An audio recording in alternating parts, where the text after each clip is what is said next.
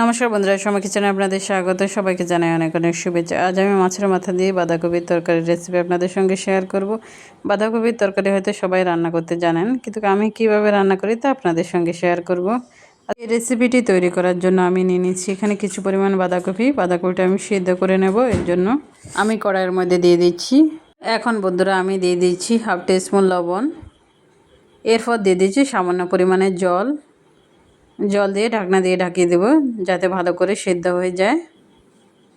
বাঁধাকপিটা এখন সিদ্ধ হতে থাকে। আমি নিয়ে নিচ্ছি একটা মাথা। আমি মাথাটার মাঝখানে কেটে নিয়েছি। এখন দিয়ে দিচ্ছি সামান্য পরিমাণে লবণ,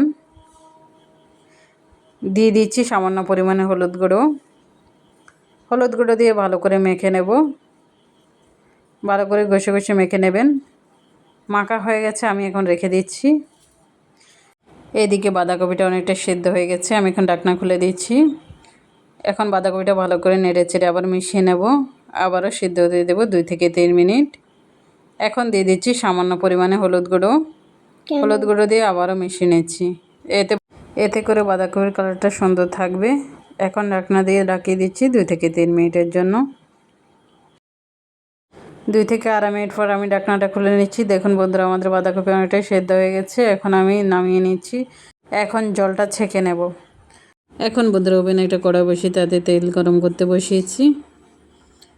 তেল গরম হলে দিয়ে দিচ্ছি টুকরো করে রাখা মিডিয়াম সাইজ 2টো আলু দিয়ে ভালো করে মিশিয়ে নেব। এরপর দিয়ে দিচ্ছি সামান্য পরিমাণে লবণ দিয়ে ভালো করে মিশিয়ে নেব। এরপর কালারের জন্য দিয়ে দিচ্ছি সামান্য পরিমাণ হলুদ গুঁড়ো দিয়ে ভালো করে মিশিয়ে নেব। এরপর ঢাকনা দিয়ে ঢাকিয়ে দিচ্ছি 1.5 থেকে 2 মিনিটের জন্য। এই সময় কিন্তু গ্যাসের ফ্লেমটি লোই থাকবে। এখন ঢাকনা খুলে নিয়েছি, আবারও ভালো করে মিশিয়ে নেব। দেখুন আমাদের আলুটা অনেকটা ফ্রাই হয়ে গেছে। এখন আমি তুলে নেব। এখন বন্ধুরা আলু ভাজা তেলের মধ্যে দিয়ে দিচ্ছি মেখে রাখা মাছের মাথা ফ্রাই হতে 1 থেকে 2 মিনিট সময় লাগবে। মাছের মাথাটা আমার এক পাশ ফ্রাই হয়ে গেছে। এখন আমি উল্টে দিচ্ছি, অপর পাশটাও ভালো করে ফ্রাই করে নেব।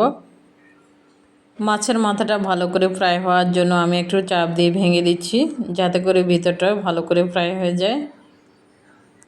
আমরা মাছের মাথাকে উল্টে পাল্টে এপিট ওপিট ভালো করে ফ্রাই করে নেব। মাছের মাথাটা আমার ভালো করে ফ্রাই করা হয়ে গেছে। এখন আমি তুলে নিচ্ছি। বন্ধুরা, মাছ ভাজা তেলের মধ্যে আমি সামান্য পরিমাণে কিশমিশ দিয়ে ভেজে নেব। এই কিশমিশ ভাজতে খুব বেশি সময় লাগবে না, 10 সেকেন্ডের মতো সময় লাগবে। দিয়ে মাত্র তুলে নেবেন, নাহলে পুড়ে যেতে পারে। এখন বন্ধুরা ওই তেলের মধ্যে দিয়ে দিচ্ছি আমি একটা গোটা শুকনো লঙ্কা, দিয়ে দিচ্ছি একটা গোটা তেজপাতা, দিয়ে দিচ্ছি 2 টুকরো দারুচিনি, লবঙ্গ আর একটা এলাচ। ভালো করে গোটা গরম মশলাগুলোকে আমি 30 সেকেন্ডের মতো ফ্রাই করে নেব। যখনই এর ভিতর থেকে খুব সুন্দর গন্ধ আসবে, তখন দিয়ে দিচ্ছি কেটে রাখা পেঁয়াজ দিয়ে ভালো করে নেড়ে চেড়ে ফ্রাই করে নেব 1 থেকে 1.5 মিনিট। পেঁয়াজ যখন নরম হয়ে যাবে, তখন দিয়ে দিচ্ছি 1 চামচ আদা রসুন বাটা দিয়ে আবারও ভালো করে মিশিয়ে নেব। এরপর ফ্রাই করে নেব 1 মিনিটের মতো। 1 মিনিট ভালো করে ফ্রাই করা হয়ে গেলে দেখবেন আদা রসুনের কাঁচা গন্ধটা থাকবে না। এখন দিয়ে দিচ্ছি স্বাদ মতো লবণ। আমি এখানে অল্প পরিমাণে লবণ ব্যবহার করছি, কারণ আমি মাছের মাথায় দিয়েছিলাম আর বাঁধাকপি সিদ্ধ হওয়ার সময় ব্যবহার করেছিলাম। এর জন্য এখানে কম পরিমাণে ব্যবহার করছি। আপনারাও এই জিনিসটা মাথায় রাখবেন।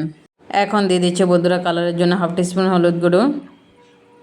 ঝালের জন্য বন্ধুরা দিয়ে দিচ্ছি 1 চামচ লঙ্কা গুঁড়ো, দিয়ে দিচ্ছি হাফ টিস্পুন ভাজা জিরা গুঁড়ো, দিয়ে দিচ্ছি সামান্য পরিমাণ গরম মশলাগুলো। সবগুলো মশলা ভালো করে মিশিয়ে নেব। মশলাগুলো যাতে পুড়ে না যায়, এর জন্য সামান্য পরিমাণে জল ব্যবহার করব। জল দিয়ে আবারও ভালো করে মিশিয়ে নেব। এরপর ফ্রাই করে নেব 1 থেকে 1.5 মিনিটের মতো। এই সময় কিন্তু গ্যাসের ফ্লেমটা লোই থাকবে। এখন দিয়ে দিচ্ছি মিডিয়াম সাইজের একটা টমেটো কুচি। আপনারা চাইলে টমেটো পেস্টও ব্যবহার করতে পারেন। টমেটো কুচি দিয়ে ভালো করে আবারও মিশিয়ে নেব। টমেটোটা যাতে নরম হয়ে যায়, এর জন্য ঢাকনা দিয়ে ঢাকিয়ে দিচ্ছি 1 থেকে 1.5 মিনিটের জন্য। 1 থেকে 1.5 মিনিট পর দেখুন ঢাকনাটা খুলে আমাদের টমেটোটা অনেকটাই সেদ্ধ হয়ে গেছে। এখন আবারও মশলাটাকে ভালো করে মিশিয়ে নেব। এরপর কষতে দেবো 1 থেকে 1.5 মিনিট। এখন দেখুন মশলা থেকে তেল ছাড়তে শুরু করেছে। এখন দিয়ে দিচ্ছি ভেজে রাখা মাছের মাথা আর আলু ভাজি, আর এখানে আমি কিশমিশ ভাজিগুলো দিয়ে দিচ্ছি। আবারও ভালো করে মিশিয়ে নেব। 1 থেকে 1.5 মিনিট একটু ফ্রাই করে নেব। এরপর দিয়ে দিচ্ছি সিদ্ধ করে রাখা বাঁধাকপি। বাঁধাকপি দিয়ে আবারও ভালো করে মশলাটির সঙ্গে মিশিয়ে নেব। এই সময় কিন্তু গ্যাসের ফ্লেমটি লোই থাকবে। বাঁধাকপি আমরা 1 থেকে 2 মিনিট ভালো করে ফ্রাই করে নেব। এখন দিয়ে দিচ্ছি বন্ধুরা সামান্য পরিমাণে জল দিয়ে আবারও ভালো করে মিশিয়ে নেব। এরপর রান্না হতে দেবো 1 থেকে 2 মিনিট। এখন বন্ধুরা দিয়ে দিচ্ছি হাফ টিস্পুন গরম মশলা গুঁড়ো দিয়ে আবারও ভালো করে মিশিয়ে নেব। এরপর রান্না হতে দেবো 1 থেকে 1.5 মিনিট। এখন বন্ধুরা আমি এখানে হাফ টিস্পুন জিরা, হাফ টিস্পুন মৌরি ফোড়ন দিয়েছিলাম, সেই ফোড়নটা এখানে ব্যবহার করছি। আপনারা চাইলে ঢেলেও এই ফোড়নটা দিতে পারেন। আমি আলাদা পাত্রে ফোড়নটা তৈরি করে নিয়েছিলাম। এখন এখানে মিশিয়ে দিয়েছি। এখন আবারও নেড়েচেড়ে মিশিয়ে দেব। এরপর রান্না হতে দেবো 1 থেকে 1.5 মিনিট। 1 থেকে 1.5 মিনিট পর দেখুন আমাদের রান্নাটা প্রায় কমপ্লিট হয়ে এসছে। বাঁধাকপিটা অনেকটা আঠালো হয়ে গেছে। এখন দিয়ে দিচ্ছি কুচো করে রাখা ধনেপাতা। বন্ধুরা গরম ভাতের সঙ্গে রেসিপিটি পরিবেশন করবেন, খুবই দুর্দান্ত লাগবে। আমার রেসিপিটি কেমন লেগেছে অবশ্যই জানাবেন। যদি ভালো লেগে থাকে বাড়িতে অবশ্যই ট্রাই করে দেখবেন। আমার চ্যানেলে নতুন বন্ধু হয়ে থাকলে চ্যানেলটি সাবস্ক্রাইব করার অনুরোধ রইল। পাশে থাকা বেল আইকনে অবশ্যই প্রেস করে দেবেন। যখনই আমি নতুন কোনো ভিডিও আপলোড করব সর্বপ্রথম আপনাদের কাছে পৌঁছে যাবে। ধন্যবাদ সবাইকে। আবারও হাজির হয়ে যাব অন্য কোনো রেসিপি নিয়ে।